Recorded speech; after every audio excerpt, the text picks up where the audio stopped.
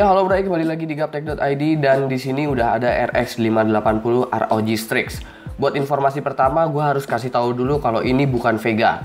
RX 580 ini menggunakan arsitektur Polaris, yang dimana arsitektur tersebut dioptimalkan lagi oleh AMD dan disebut sebagai Polaris Enhance atau Refresh. Jadi RX 580 ini tentu hadir sebagai penerusnya RX 480 yang berada di kelas mainstream. Dengan kata lain, yang AMD optimalkan tentu performa yang lebih baik dari sebelumnya, terutama dalam urusan clock speed. Unit review yang ada di gua kali ini adalah RX 580 ROG Strix, yaitu versi custom dari Asus yang udah kita kenal. Sebenarnya gua ada sampel RX 580 merek lain dan mungkin akan tayang reviewnya pada video berikutnya.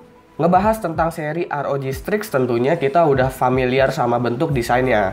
RX 580 ROG Strix jika kita lihat hampir mirip dengan RX 480 ROG Strix dari segi bentuknya. Karena di sini Asus sama-sama memberikan 3 buah blade fan dan juga heatsink besar yang juga digunakan pada seri sebelumnya itu. Bentuknya besar, panjang, dan tinggi. Nggak lupa juga Asus selalu memberikan fitur eksklusif untuk seri ROG Strix-nya seperti Asus Fan Connect 2 dan tentunya Aura Sync RGB. Asus ngeklaim bahwa Fan Connect 2 ini dapat mendeteksi temperatur GPU lebih optimal daripada sekedar sensor bawaan biasanya. Dan untuk menggunakan ini, kita memerlukan fan PWM apapun yang bisa dicolok dengan modul 4 pin. Sementara untuk estetika, kita cukup menginstal software Aura untuk mengcustom RGB lighting pada VGA card ini. Asus sudah ngasih beberapa profile dan bisa kita sync dengan komponen lain yang juga mensupport Aura. Lightingnya terdapat pada area cover depan, logo ROG samping, juga logo ROG yang berada pada backplate-nya. Lompat ke output display, RX 580 ROG Strix diberikan 2 kali HDMI 2.0, 2 kali DisplayPort, dan 1 kali DVI-D. Semua konektivitasnya bersifat natif, jadi buat kalian yang masih pakai di sub monitornya, harap cari konverter yang natif agar bisa disambungkan ke Vega card ini. Vega card ini memiliki memori 8GB GDDR5 dengan kecepatan 8Gbps, dengan clock speed yang tentunya lebih besar dari versi reference yaitu 1360 MHz defaultnya dan 1380 MHz untuk profile OC mode. Di sini Asus hanya memberikan konektor PCI Express 8 pin untuk RX 580 ROG Strix dengan TDP sebesar 180 Watt. Yap, RX 580 memang memiliki TDP yang lebih besar dari RX 480 karena headroom RX 580 lebih besar dari segi clock speed, terutama untuk overclocking.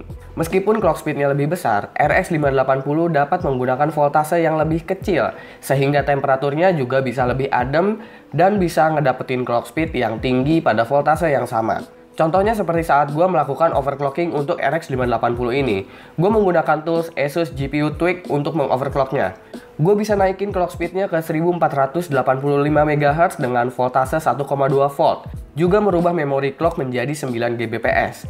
Pada RX 480 akan sulit ngedapetin clock speed segini di voltase yang sama. Bahkan untuk 1400 MHz saja harus nunggu kekuatan hoki dulu. Dengan tuning seperti ini, temperatur masih bisa kejaga baik pada seri ROG Strix. Dan saat berjalan di 1485 MHz, GPU power draw-nya menunjukkan bahwa RX 580 ini memakan daya sekitar 300 Watt. Sementara dalam kondisi defaultnya memakan daya sekitar 230 Watt. Nah, untuk pengujiannya seperti biasa gue menggunakan test bench Cooler Master V1 dengan spek Intel Core i7 6700K di 4,5 GHz, Asus Maximus 8 Ranger, Cooler Master V750, Cooler Master Master Air Maker 8, Gale Evo Potenza 2x4GB running di 3200 MHz CL16, dan selebihnya kalian bisa baca sendiri full spesifikasinya seperti apa. Karena Nvidia baru ngerilis GTX 1060 9Gbps Edition, gua akan ngebandingin RX 580 ini dengan GTX 1060 dual gua dan jalanin GTX 1060-nya dengan kondisi overclock di 2 GHz dan memori 9 Gbps sebagai pembanding. Juga sebagai gambaran sebenarnya seberapa besar performa GTX 1060 9 Gbps Edition itu. So, inilah dia benchmarknya. Seperti biasa di awal-awal itu Firestrike dulu. Saat berjalan default RX 580 masih di bawah tipis dengan GTX 1060 yang udah di overclock.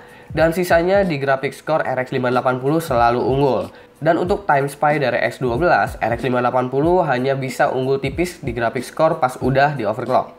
Gua akan kasih lihat benchmark game yang pakai DirectX 12 dulu. Pada Hitman di resolusi 1080p, memang semua rata-rata FPS nggak begitu jauh. Tapi coba lihat 99 persentilnya. GTX 1060 bisa mengalami gangguan stutter pada game ini. Di resolusi 1440p, GTX 1060 malah mengalami peningkatan untuk 99 persentil, tapi RX 580 tetap unggul secara keseluruhan. DualShock 1080p keduanya hampir imbang. Tapi kalau kita perhatiin, scaling performance RX 580 saat di overclock lebih jauh dari GTX 1060. Di resolusi 1440p, overall keduanya imbang. Doom Vulkan API memang sangat bersahabat dengan GPU Radeon. Makanya di sini RX 580 benar-benar nendang buat jalanin Doom di 1080p maupun di resolusi 1440p meskipun udah ada sedikit improvement dari Nvidia untuk Vulkan ini. Gimana kalau Doom-nya menggunakan OpenGL? GTX 1060 masih bisa unggul, terutama setelah melakukan overclocking ke 2 GHz 9 Gbps. Untuk GTA 5, GTX 1060 entah kenapa emang kencang banget di game ini, gue akuin.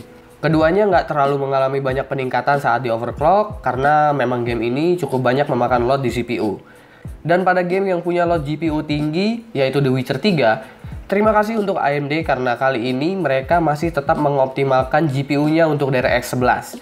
Sehingga meskipun tipis, GTX 1060 bisa dibilang rata di game ini yang katanya ini game Nvidia banget. Kesimpulan untuk RX 580 ROG Strix tentu performa sangat baik dan lebih optimal dari RX 480.